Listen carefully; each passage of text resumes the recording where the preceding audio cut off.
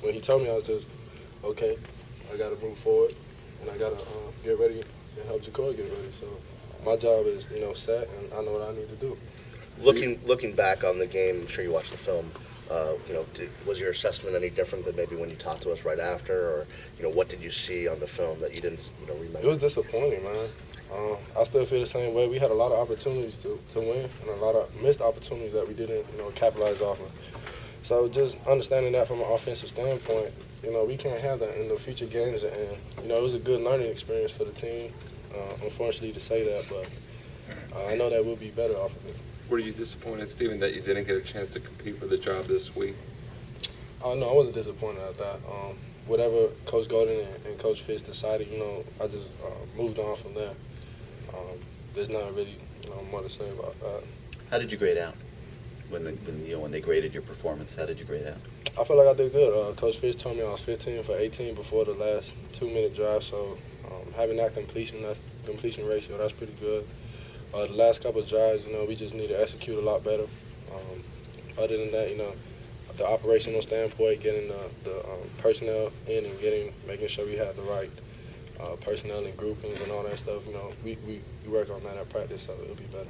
What happened with those two plays, the delay of games? in a row? Just noise issue. The O-line couldn't really hear me. The receivers couldn't hear me, and they're literally right next to me. So it was very loud, and just making sure everybody was in the right spot at the right time. We didn't really have that. A couple times we had the wrong personnel in. We should have just ran with the plan instead of trying to do some other stuff that we were trying to do. So just always making sure we had the right personnel, and that was really just the basis of it. Is that really your responsibility, Stephen, or is that everybody's responsibility? I'll take that on mine.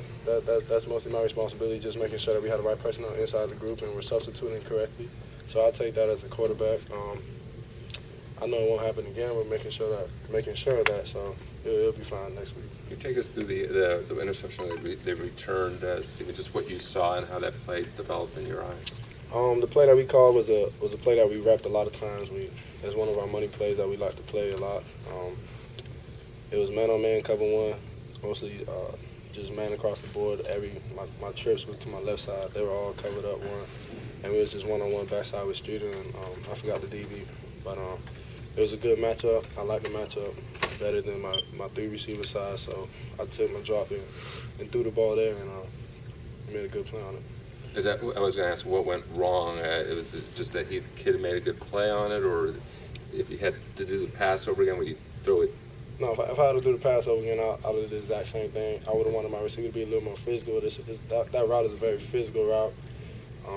We're not asking much for him, but understanding that he needs to come down with the ball, especially in a crucial situation like that. But at the same time, I'll take the same play.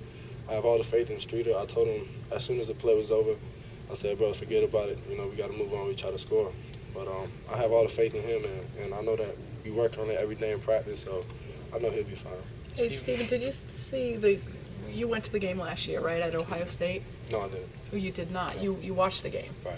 Talk about your memories of that game, and if you think that you might have a chance, or you practicing like you might have a chance to get in again. Right. I mean, I always got to practice like I'm going to play no matter what the situation is. But when I was watching the game, I noticed that Ohio State was very up-tempo. They had a lot of upside to them. It was at their place. It was very loud for our offense to communicate and stuff like that. But I know that we're a lot more prepared and we're a better team than we were last year. So I know that we'll be a lot more focused and more prepared for this game.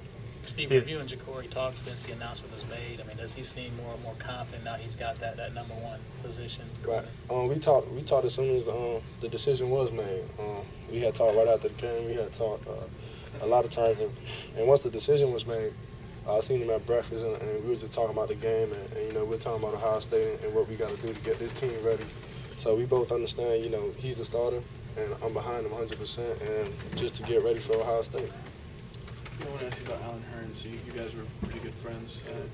Coach says he's been like the model out there at wide receiver. Can you just talk about him and what you see now of Allen? Allen is 100% 6-second finisher. We preach that all the time, and he's always finishing. He's always doing the right things, always is at the right spot at the right time. We never have to worry about him going to class or doing the little things. We know that he's going to get it done, and that carries off onto the field as well. just knowing where he needs to be, making sure he's a clutch player. You know, he makes big-time plays in big situations, especially even in the game. A crucial third down that we had. One time he went empty and he came up with the ball when the defense had 12 men on the field. So we know that he's a clutch player, a clutch receiver, and he's in the mix for the offense very well. 2 more questions, guys. Stephen, how hard is it for you to keep going back and forth, for the last, I guess maybe 6-7 games that this team's played? One time you're the starter, the next time you're the backup, then you're the starter again, now you're the backup. Right. It's not about me. And I learned that my freshman year. And just making sure that this team is ready for the opponent. I mean, that's the biggest job of any quarterback. So regardless if I'm starting or if I'm second string, I'm going to do everything in my possibility and in my power to get ready for the game. And Jacory's the starter right now, so we're making sure that he's ready for the game, and I'm making sure I'm ready too. But most importantly, that he's ready. Steve, I was going to ask, do you even allow yourself do you think at all that if you had won that game, maybe you would remain the starter? That crosses your mind at all? No, not at all. It's unfortunate that we lost. I mean, it's really a team effort, and it's not. If I would have won, maybe I could have been starting, but I don't think it like that. It's the coach's decision, and whatever they make is final, and I'm going with it 100%. Thanks, guys. No problem. Thank you.